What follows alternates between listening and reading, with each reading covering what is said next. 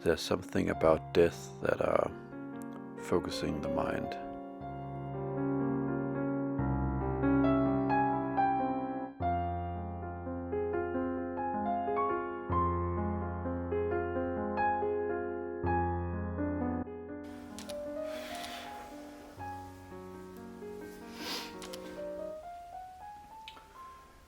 I'm not really sure what's happening right now. We were supposed to go to Belgium tomorrow to get a second opinion from a professor down there, but I just heard that she was hospitalized a couple of hours ago with a red and swollen arm. It could be anything from a blood clot or an infection or something. But yeah, I can't see how we are gonna make it at this point. But yeah, if there's one thing you learn from a fucking disease like this, is that it doesn't really care about your plans. Let's just put it like that. Yeah.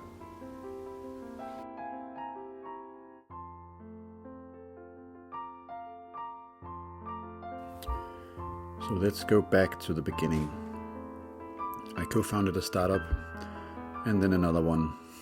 I have a background as an engineer and a PhD, but by 2024 I was the CEO of an investor-founded company, deep in fundraising, customer deployments, the whole thing. But then came September 2024. I get a phone call from a close relative. She's hospitalized and it's critical. Turns out a month later that it's a chronic disease, one of the really bad ones. She's put on treatment and it's going sort of well, but there's all kinds of crazy complications. I spent most of my time in the car during the last quarter of 2024, shipping kits and stuff around for her. And I'm scared, really scared. But then came New Year's Eve 2024. On New Year's Eve 2024 at 1 a.m. I was playing piano in my living room. The room was dark. Only the lamp illuminating the piano was on. I had headphones on, and the last glass of champagne stood just within reach on a small cupboard next to the piano. Everyone else had gone to bed. Somehow, through all the craziness of 2024, the fundraising, the illness, the extreme stress, one thing always survived: playing piano. I could always find the time to play just a little bit during the week. And at approximately 1 a.m. on January 1st, 2025, I made a promise to myself that I would play piano every day for at least 15 minutes throughout 2025. I would learn to play the Chopin Nocturne Opus number 9, number 2, and I started learning it that very night. 2025 went by in a blitz. Hospital visits, customer meetings, debugging, deployments. By the end of it, the company was struggling and we had to shut it down. That was 1 month ago, almost exactly. And right around that time, I started feeling really sick. I couldn't sleep, frequent headaches, heart palpitations every now and then, quick to anger, frustration, and in general just a feeling of being really depressed.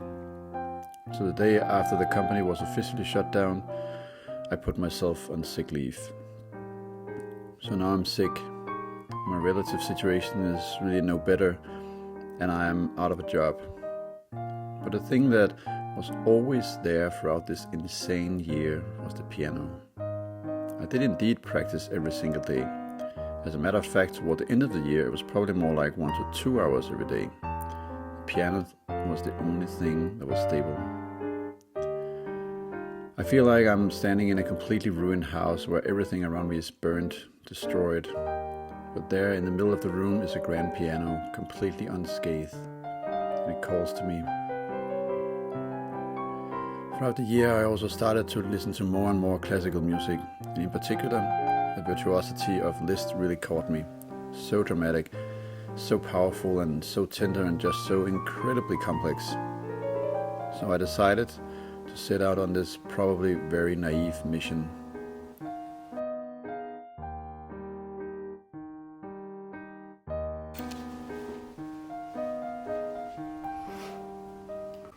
So I'm 42, almost 43. And before I'm 48 years old, I want to master the hardest works of Franz Liszt. So that's the Campanella, the Transcendental Etudes, Piano Sonata in B minor. And I really mean master, composition grade mastering, not just being able to play the notes in the right order.